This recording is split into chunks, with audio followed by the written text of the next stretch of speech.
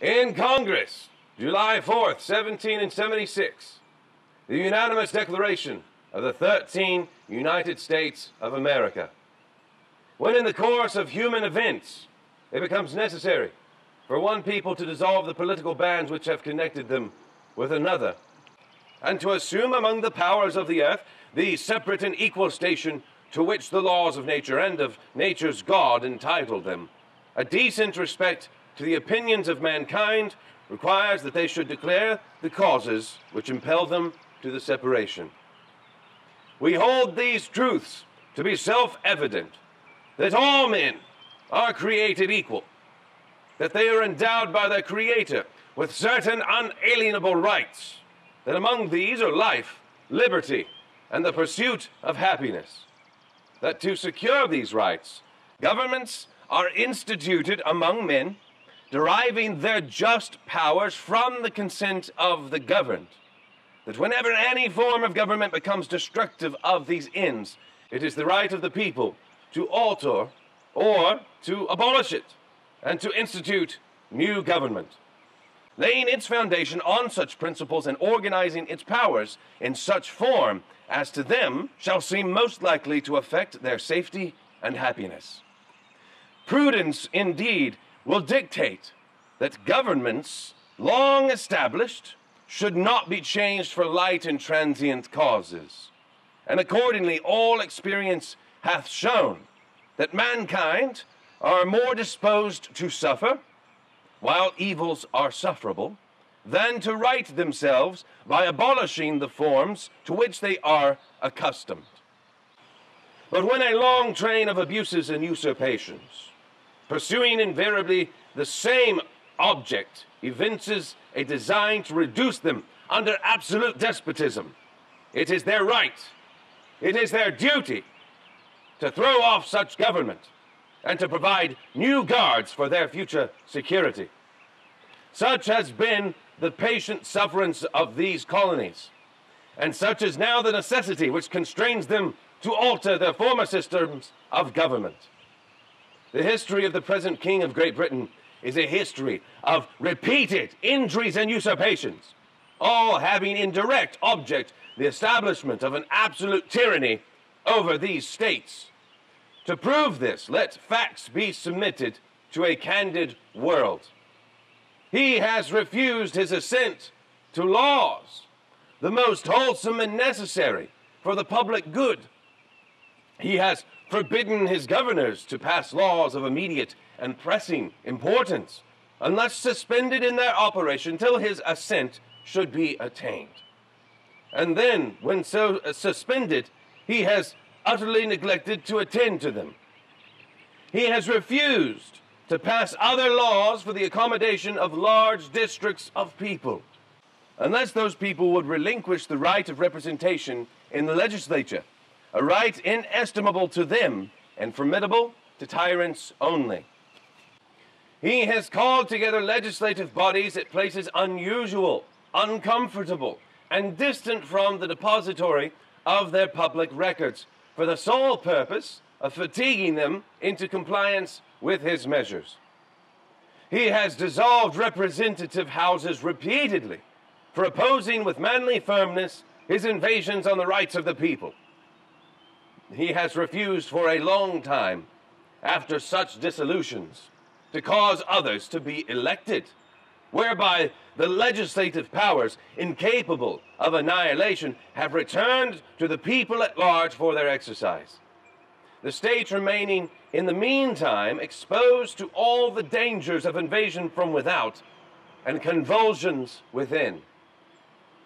He has endeavored to prevent the population of these states,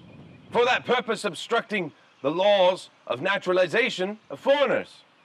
refusing to pass others to encourage their migrations hither, and raising the conditions of new appropriations of lands. He has obstructed the administration of justice by refusing his assent to laws for establishing judiciary powers. He has made judges dependent on his will alone for the tenure of their offices and the amount and payment of their salaries. He has erected a multitude of new offices and sent hither swarms of officers to harass our people and eat out their substance. He has kept among us, in times of peace, standing armies without the consent of our legislatures. He has affected to render the military independent of and superior to the civil power.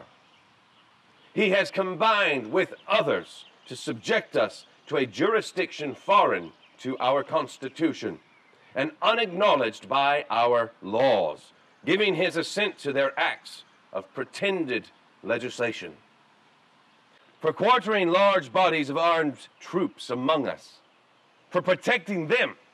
by a mock trial from punishment for any murders which they should commit on the inhabitants of these states, for cutting off our trade with all parts of the world, for imposing taxes on us without our consent, for depriving us in many cases of the benefits of trial by jury,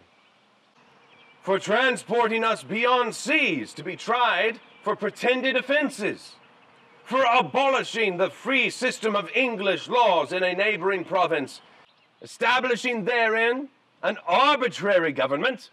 and enlarging its boundaries so as to render it at once an example and fit instrument for introducing the same absolute rule into these colonies, for taking away our charters, abolishing our most valuable laws, and altering fundamentally the forms of our governments, for suspending our own legislatures and declaring themselves invested with power to legislate for us in all cases whatsoever. He has abdicated government here by declaring us out of his protection and waging war against us. He has plundered our seas, ravaged our coasts, burnt our towns, and destroyed the lives of our people. He is at this time transporting large armies of foreign mercenaries to complete the works of death, desolation, and tyranny already begun, with circumstances of cruelty and perfidy scarcely paralleled in the most barbarous ages, and totally unworthy the head of a civilized nation. He has constrained our fellow citizens, taken captive on the high seas, to bear arms against their country, to become the executioners of their friends and brethren, or to fall themselves by their hands. He has excited domestic insurrections amongst us, and has endeavored to bring on the inhabitants of our frontiers, the merciless Indian savages,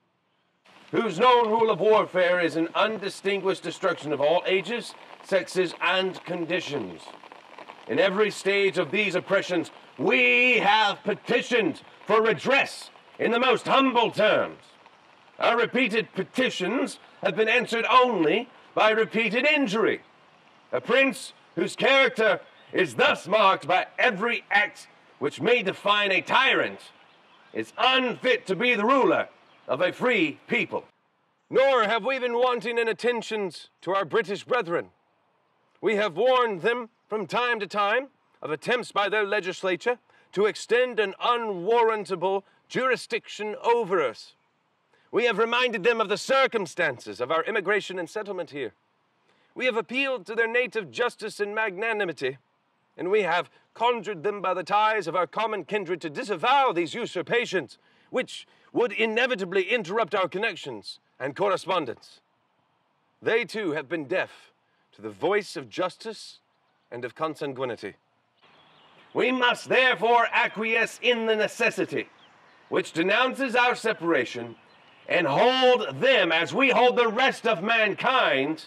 enemies in war, in peace, friends. We therefore, the representatives of the United States of America,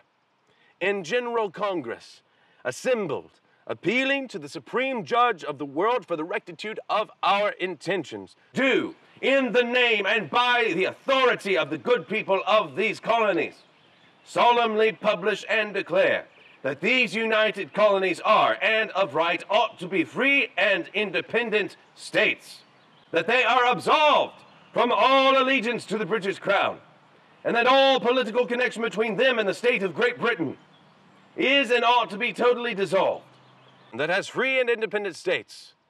they have full power to levy war,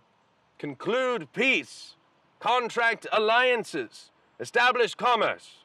and to do all other acts and things which independent states may of right do. And for the support of this declaration, with a firm reliance on the protection of divine providence, we mutually pledge to each other our lives, our fortunes, and our sacred honor.